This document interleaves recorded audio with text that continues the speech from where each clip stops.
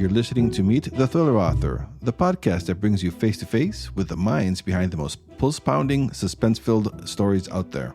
I'm Alan Peterson, an author of mysteries and thrillers myself. I have interviewed over 200 thriller and mystery authors and counting. This is episode number 195. In this episode, we'll meet Emily Shiner, who writes best-selling psychological thrillers nestled up in the mountains of North Carolina. For show notes on this episode and to access the archives of all my other interviews, head over to my website at thrillerauthors.com. You'll not only find all my interviews there and the show notes, like I said, but you'll also have access to book reviews and a lot more. While you're there, don't forget to sign up for my Thrilling Reads newsletter for exclusive deals on must-read books in the thriller and mystery genre. You can find all that over at my website at thrillerauthors.com. All right, coming up is episode number 195.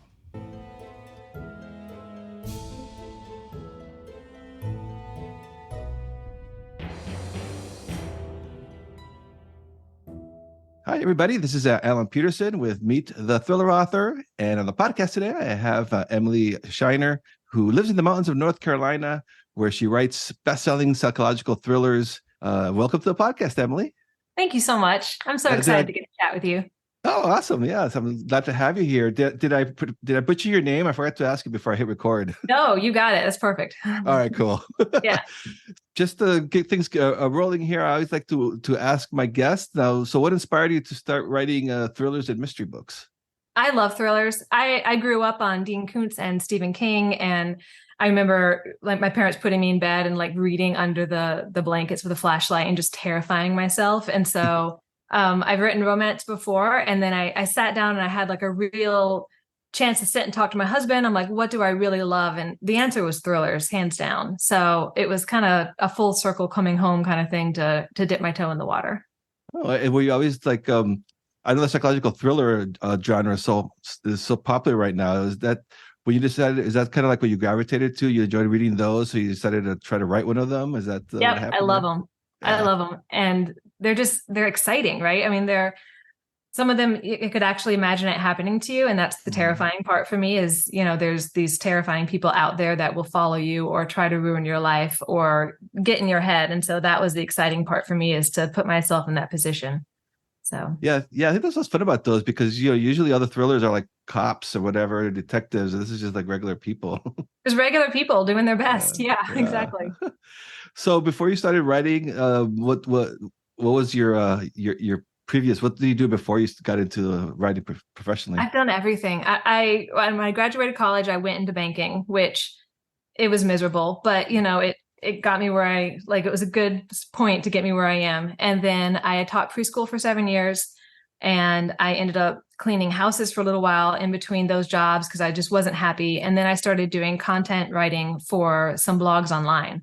And that's when I was like, I've always loved to write. I always wanted to write books. I'm a pretty fast writer. So I decided to just give it a shot. And I wrote my first romance novel, and I was like, this is awesome. It's not what I want to do forever, but the feeling of creation was amazing. Yeah, I'm ex-Wells Fargo. I probably should have said the name here, but so you've lived it. Yeah, yes, I lived it. It's a rough life. For several years, yes. Yeah, it's not for everybody. So yeah, it's kind of funny when I've interviewed a lot of writers, and it seems like that's a common thread for a lot of us, is lots of different jobs before finally, because it's a tough racket to make a living on. So exactly, yeah, and I think it's a big dream. So taking that leap is kind of scary, and if you don't have a good support system, it can be even harder. So. And so, what is your system then? Like when you get an idea for a book, I mean, do you outline them? You say you're a fast writer, so I'm just kind of curious about your process. So I'd never outlined until I started working with Incubator Books and Book Couture, and they both ask for a nice, lovely, fleshed out synopsis, which is absolutely my nemesis. So. I'd never written an outline until they were like, nope, you got to do it. So I love to pants. I get an idea, and then I like to write like 20,000 words and just feel what the characters are saying and see what their motivation is before I really dive into it. So. Wow. Have you ever had false starts where you had to abandon something after 20,000 words? I have a couple. I wouldn't call them false starts. I would say they're later books, right? They're just chilling. Practice. yeah. There's no such thing as wasted words. Exactly. Yeah. Oh, so that's interesting. So as a pantser, basically forced through outline, how did Yeah. that go for you? How did you adapt to that? There's a lot of laying on the sofa and staring at the ceiling and just mourning. But I mean, the people I work with are brilliant. And so I've come to them and been like, I think this is a good idea. There's a nugget, let's talk Mhm. about it. And so I'm like, you backed me into this corner where I have to actually plot it out. So help me. So Yeah, yeah, yeah. I've been very impressed with Bokature. I keep finding myself reading a lot of their books that they're putting out. They seem to be doing a really good job. And they're amazing. and everyone I've interviewed really likes them a lot. So it's kind of cool to see like a little. I mean, the kid kind of came out of nowhere, and now they're kind Yeah. of dominating.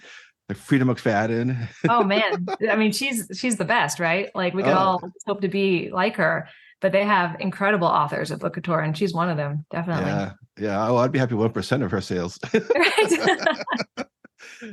So what are some of your influences as a writer that influenced you with thrillers and mysteries? Well, like I said, the Dean Koontz, the Stephen Mhm. King, Patricia Cornwell. My daughter is 12, and I walked into her room the other day, and she was reading The Body Farm by Patricia Cornwell, and I was like, "That's about right. Like that tracks." So You're proud. I'm proud of you.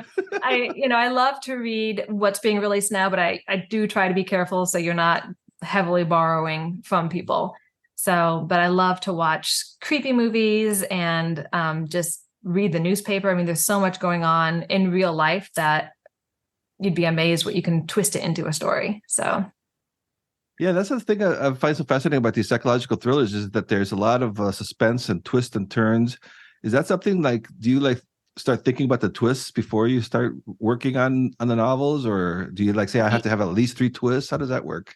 I mean, I don't give myself a number, but definitely, you definitely want more than one, right? Yeah, yeah, Because as a reader, I love when it just comes out of left field and you have no idea what's happening and you're just left reeling from it. And I know other readers love that too. So managing to work in multiple twists that can take somebody by surprise and keep them guessing and keep those pages turning is definitely something I try to do. So yeah, because that's as expected by the readers. They'll probably would revolt if you're not giving them what yeah, they you got to give want. them what they want, right? Yeah.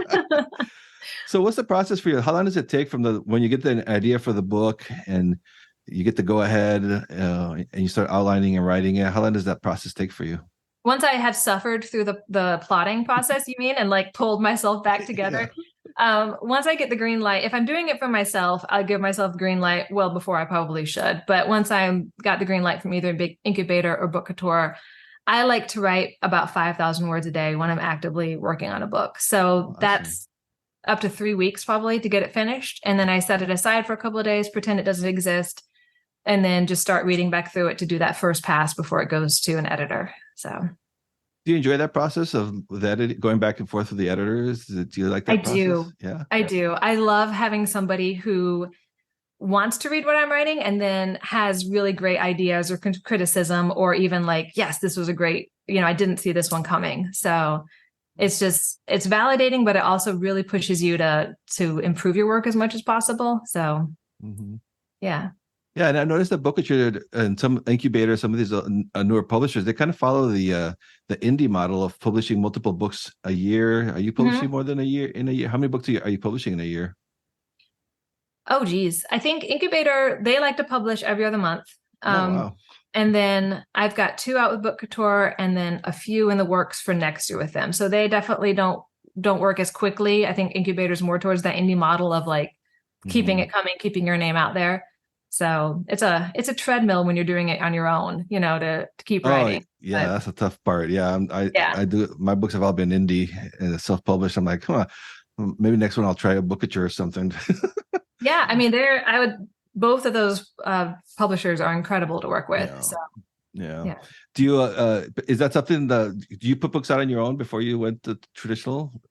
Yeah, I Yeah. was indie publishing all my thrillers, and then Incubator reached out, and then shortly after, well, not shortly, maybe just under a year after that, Book Couture reached out, and I was like, "This is amazing! Like this happens." I literally, well, when Incubator reached out, she reached out to me over Instagram, and I was like, "This is a scam." As an indie Oh author, yeah. the scams come like so fast, and so I actually emailed Brian, he's head of it over there, and I was like, "This woman." I think she's just trying to reach out and scam authors under your name. He's like, nope, she's ours. And I was like, oh, well, let Oh me my like, gosh. Oh so wow. Yeah. yeah, Yeah. that was exciting. Yeah, that's crazy. How are you doing? How are you? So but your books must have been doing pretty well to get into their radar Yeah. I on mean, your own. Yeah. I feel really blessed that they saw Yeah. something that they liked. So Yeah. Yeah. That's really yeah. cool. Yeah. So how many books do you have out now published? Um, 20-ish, Oh, that's cool. Cool. 20-ish. Yeah. Without looking, I'm Yeah. not entirely sure. Yeah, about that. Does that include the romance ones too? No, that does No. not. That That's in is the a past. prior life. I don't regret any of those words because, like, there's no bad words when you're writing. It all just helps you Hmm. improve your craft. But um, I love thrillers, and I am 100% in there. So Yeah, I think that's great advice for aspiring writers that are listening is to don't write a genre. I mean, to pick one that you really like. And, mhm. we're lucky because I like to write thrillers too, and it's a very popular genre. So there Yep. should be room in there for people. But Oh, there's to, plenty of room. Yeah. yeah, but like I know like romance and some other stuff is very popular. But if I was to write that, it'd be like, I probably would never be able to get anything done because I'd be hating it. It's a very big sea, romance, but you're going to be a very Yeah. small fish. Yeah. Yeah, So yeah. No, and it's a. I mean, I'm amazed at the marketing skills of the romance authors. They're geniuses. They're usually like way ahead of all the curves. So you always pay they attention to are. the They romance. really push the envelope and they lead the way. You look Yeah, at Book Talk has just embraced romance, and I'm like, maybe one day thrillers will like hit off over there. But honestly, social media like that is not my forte. So we need somebody else to lead the way. Maybe it's you. Maybe you're going to lead the way for Thriller Talk. yeah. So We'll see. Yeah, TikTok's a interesting beast. I'm kind of checking it out, but it's yeah, it's hard. It's hard to figure that out. This is very it popular is. with the what is that? The urban fantasy Mm-hmm. and this paranormal, that type of stuff. But I haven't seen too Yep. much traction for thriller people. But I know some people are doing okay with it. But Some people are. Yeah. yeah, that's interesting. So you're not on TikTok? I have an account and I think I've posted like 3 videos. And then I thought, man, I would rather be doing like any number of other things. Anything else but yeah. Yeah, Yeah, that's the hard exactly. part. Yeah. So I'm kind of curious too now, how much research do you put into your books then before you start to write them? Uh, I haven't written anything. I know like Frida McFadden puts a ton of research when she did it was set in an asylum, maybe. I can't quite remember, but I know she has done a lot of research. There's authors who do a lot, but I really just like creepy people in creepy situations. So I feel like at 38, I've done my research of just living, in this world. And then my husband's a detective, and so I definitely tap him when I have questions about how the police would respond, or what steps would they take, what would require a warrant, what would incite somebody to even call the police. So he's my research, him and all his friends that are just like, she's calling again. Oh, that's cool. That's cool Yeah. contact to have. Yeah. Yeah. It's handy.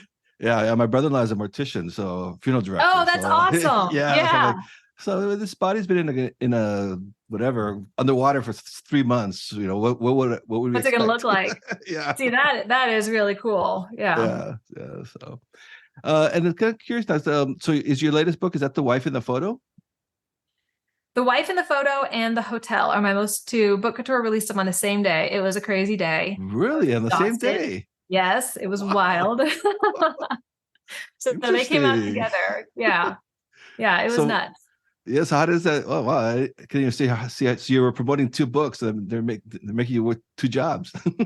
It was kind of wild because release day is nutty anyway, with Hmm. readers reaching out and just being active on social media. And so yeah, I just kind of was glued to my computer for most of the day, just like drinking tea and like involved in everything. So it was Yeah, neat that's though. gonna be so. It was a lot of Yeah, it's gonna fun. be so cool. I just looked at before we went on here. I looked at The Wife in the Photo, and it's doing very well. So Thank you.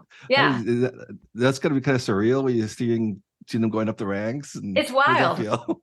It feels awesome, but also this was my dream since I was like this little kid. I always wanted to be a Yeah. writer, and I thought nobody makes money writing, right? Like you can't do this and have a career and that allows you to like, eat food and pay your light Mhm. bill and all of that. So every day that I wake up and do this, it's just like a pinch me moment, honestly. So And so you say, so I'm kind of curious too about the writing process now. So you say you write about 5,000 words a day. And so Mhm. do you like have set hours and do you usually write in the same spot? How does that work? Yeah, definitely. I usually get up around 4:30 and I'm at my computer by 5. And Ooh. then I write. Yeah, I'm very tired. I write until about 6:30 and then I might grab another chunk of time in the afternoon.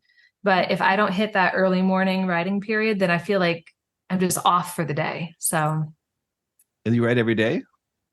well, right now I'm in the edit, so I'm not writing. Yeah. But yeah, when I'm working on a book, it's every single day till that book is done. So, And do you work on one book at a time, or since you were doing two published on the same day, do you do both nope, at they were one at once? a time. Yeah, Yeah. that'd be crazy. Yeah, I think I've done that before where you work on two, and I know a lot of writers do that because they like to have the ability to switch back and forth if they get blocked on something. But honestly, with all the twists and the characters, and I'm like, I would mix somebody up, like I know I would, and then have to go back and fix it all. So Yeah.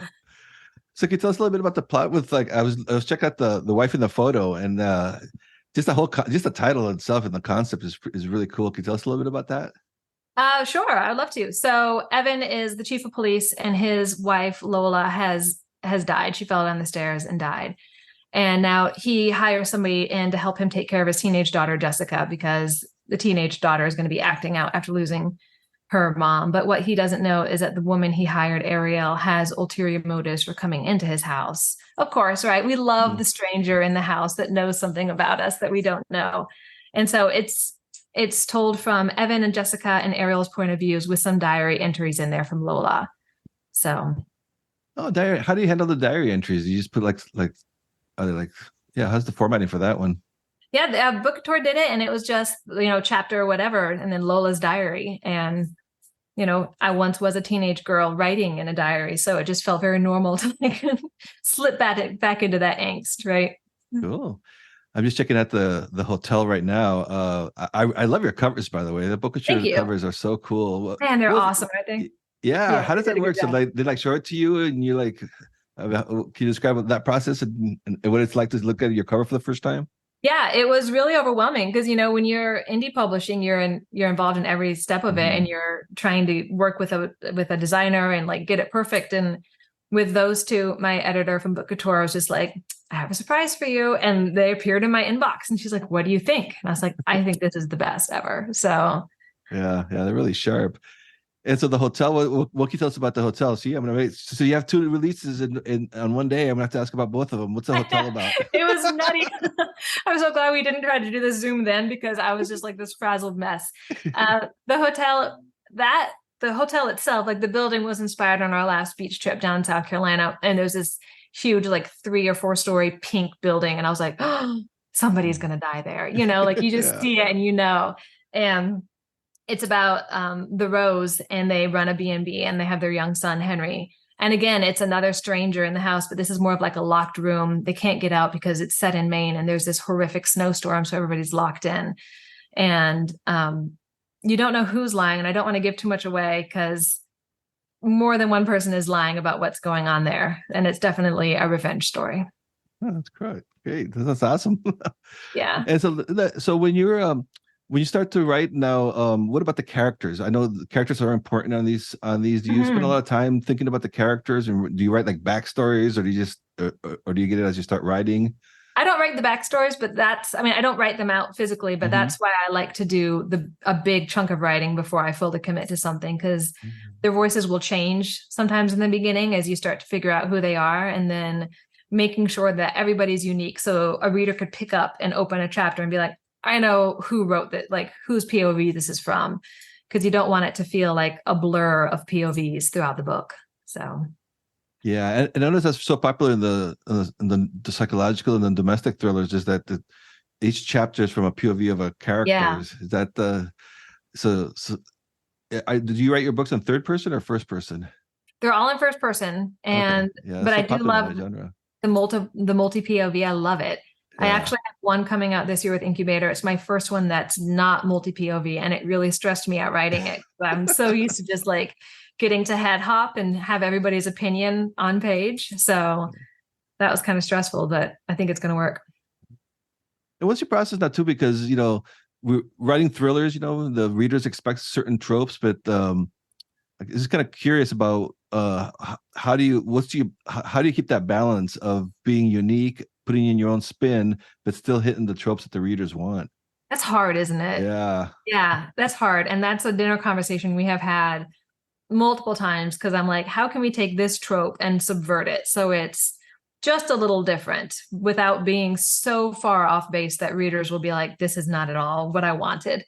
We talk, I'm in a writing Slack and we talk about like, if you're giving a reader a chocolate cake, if they want a chocolate cake, you can put chocolate frosting on it or you can fill it with like a raspberry filling. But if they are expecting a chocolate cake, if they're expecting like a locked room mystery, and then you give them a vanilla cheesecake, they're not going to be happy. But you can give them what they want, but then just kind of add to it and change tiny bits of it to make it just a little bit different enough for them to be happy. So Yeah, that's that's what a I good try to do. analogy. Yeah, that's a good analogy because it's kind of Yeah, like when you try something that you've had before, but you're like, oh, there's something a little different in this, and it's really good. exactly. Yeah, it's like It's still what trying they to, want. It's just a yeah, little different. Yeah, yeah, trying to figure out the secret ingredient that you put in there. exactly. Yeah. And so, do you ever surprise yourself when you're writing? I know now you're outlined. Do you still like? Do you sometimes still veer off, or does it I surprise you where your do. characters go? Yeah, I mean they're naughty, right? Characters. Yeah. And so there have been times where I've written and then been like, that is not what they were supposed to do. And so stop and kind of reconvene on it and think about how you can make it work because it's fun to go off book a little bit. So Yeah. Yeah. Well, that's the thing with the outline, right? I mean, I know that it's there for a reason, but I mhm. mean, if it takes you in a different direction, it's not like you can explore that. I would imagine. Right. Mhm. Exactly. Yeah. And so, what do you? I always ask this to all my guests because I'm nosy. What do you do when you? What do you use to write your books with? You use like Scrivener, Word, I use Dabble. Dabble. Oh, I Yeah. did a trial of that. It looks really cool. Yeah, it's really cool. I love it because I can write it on my laptop and then it appears on my desktop and like I can even pull it up on my phone when I'm out and about. So Mhm. I love that you can switch chapters around really easily. Like it works with my brain. It makes sense. So And you yeah. usually have like the outline on one side and the Oh no, my processor. outlines are all like scribbled out on paper. Oh, And really? Oh, oh wow. yeah. Yeah. I and I always type it up to like send it in to my editor, but then I always get back to just like the scribbled out, starred and highlighted, and that's how I write it. Yeah, it reminds me of that famous picture of photograph of J.K. Rowling's outline for Harry Potter. Have you ever seen that one? Oh no, I You haven't should seen go. it. You should Google that. It's wild. She had I'll the look it up. whole. Yeah, it's crazy. It's funny how brains work, isn't it? Yeah, Yeah, yeah. You see, yeah. I probably wouldn't be able to read my writing, so I have to I have to type it out. I get it. uh, and so I'm kind of curious too now. With the all the changes now with that you keep seeing on with the in books and the marketing, it all really just gets down to story. Do you feel like that? I mean, no matter what happens out there, as long as the story is the most important part, is that something that I think the story at the end of the day is the most important part. mm, I've heard it called the holy trinity of like the blurb, the cover, and the title. And so if you nail those, somebody's going to pick up your book. But if your story is no good or if your characters aren't relatable, nobody's going to continue to read it. mm, So you want it to be approachable. You want somebody to look at your book and be like, I think I would enjoy that. But at the end of the day, the story is what matters. So yeah. definitely. And that's doing with psychological thrillers too. Like the standalones are so popular, and everything else is always now series is the most important Hmm. thing. Hmm. Do you like this? Do you like every new book is new characters, or are you curious about Yeah. having a series would be a little easier, maybe? Can it be half and half, right? Like, can it Yeah. be? Sometimes it's so fun because you're starting out with fresh characters every single Mm, time. And there have been times where I've thought, man, it would be really nice to follow this character to another book. I'm already in their head. I already know their motivation and how they would respond to things. Like you know that character like it's a person. So yeah, sometimes I love to just be done with them and not have to deal with them anymore. But other times I thought I would really like to see this character through another traumatic experience in their life. yeah. Yeah, Well, you never know now, but Freedom McFadden's putting out a third housemaid one. I So know. And I'm excited. Yes. yeah, yeah. And so what about with your readers? How do you interact with your readers? Are you on social media, Facebook? How do you First of all, I love it. And like anytime readers DM me or email me, I respond because it's just, oh, it's so cool, right? Like what a neat part of the mm, job. But I am active on Instagram. I do have Facebook. I half-heartedly started a Facebook group and then realized I didn't really know what to do with it. So mostly I'm on Instagram, and I do post pictures there of what I'm working on, but also just like I'm hiking in the woods, like check out my new chicken, just random everyday things. So Yeah. And yeah. what about the settings in your books? Do you usually set them around areas that you've been to? Like they're set in the South or Most of them are everywhere? set, even if it's not a town that exists here, most of them are set in like the mountainous North Carolina where I live. So I did have one in upstate New York. My husband is from upstate New York, like Adirondacks, like almost throwing a rock and hitting Canada upstate. Yeah. And so I set a book there because it's very similar to where we live here in North Carolina. But Yeah, I doesn't like that mountain go all the way up there? The Appalachia is Appalachians. Yeah. Yeah, they do. Big old ridge yeah. of us. Yeah, everyone always thinks it's just about the South, but I remember they go way. I mean, They go it's a all the way. You huge. can hike the whole thing up to Maine. Yeah. Yeah, I So heard about that. That's how long would that take? Up a couple weeks, probably.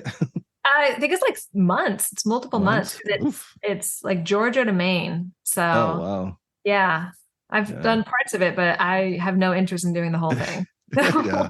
Yeah. That'd be a little hardcore.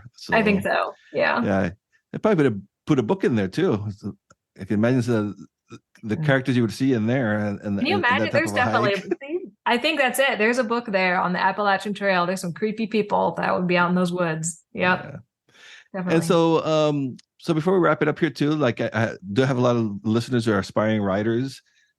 What advice would you have for somebody who's trying to think like, oh, maybe I should write a thriller? I mean, it's the most basic advice, and that's just to try it. Like, just give it a shot, and it might not be good. Your first one might not be good. My first novel I wrote, nobody's ever read it because I was like, that is terrible, and you just shelve it. But every word that you write is going to make you a better writer. So, and read as much as you can. Yeah. Yeah. Do you still read it, thrillers and yeah? Yeah, I do. Well, I love everything. Mhm. And what did I read? I read a nonfiction book that my daughter has like, you need to read this so we can talk about it. But I love to read everything I can. So definitely. Yeah, I think that's great advice. And so, can you give us a little sneak peek? What are you? When's your next book coming out? And Oh, it's coming out this month, October 22nd. It's with oh Incubator. wow, Yeah, it's called The Better Mother. So I'm really excited about it. Cannot wait. This is the one that's in Soul POV. So no pressure on that. and what's the plot on that one? What's the story? It's about it is about a family where a teenage boy shows up at their house and says that he is the biological son of this woman's husband. Ooh, So, and that he needs to move in because his biological mother is missing. So, nice. That's a great yeah, hook. I'm really excited. And I think I'm wrong. This one is dual POV. My single POV is coming out in December. It's gonna be a busy year. So Wow. Yeah. So how many yeah, books how many books will you have published this year? 6, Oh 7. I'm not wow. sure. I don't know. I just keep on going. That is awesome. That is so cool. All Thanks. right. All right. Well, and what can can you give us like your website? Where can readers find you? Yeah, it's authoremilyshiner.com, but mostly on Instagram. My handle is author Emily Shiner, and you can find me there, and I respond to everybody. So, yeah. All right, Emily. Well, thank you so much for being on the podcast. Really enjoyed Thank chatting you. with you. This was awesome. I appreciate it. Thank you for listening to Meet the Thriller Author. I hope you enjoyed my conversation with one of your favorite writers of mysteries and thrillers. Or if this episode's guest is new to you, I hope you give their books a chance. Helping listeners discover new authors and books is one of the coolest outcomes of doing this podcast. As always, you can head over to thrillerauthors.com to sign up to my Thrilling Reads email list. That way you won't miss out on any great deals in thriller and mystery books. You can also check out all the links and resources in the show notes for this episode over at thrillerauthors.com. And also please do subscribe to this podcast if you haven't done so already, and leave a rating and review wherever it is that you're listening to this show. If you have done that already, I thank you. I really do appreciate your support. For my other links to my author website, social media haunts, and more, check out thrillingreads.com/links. All my links will be on that page. So that's it for this episode. See you next time, and stay safe out there.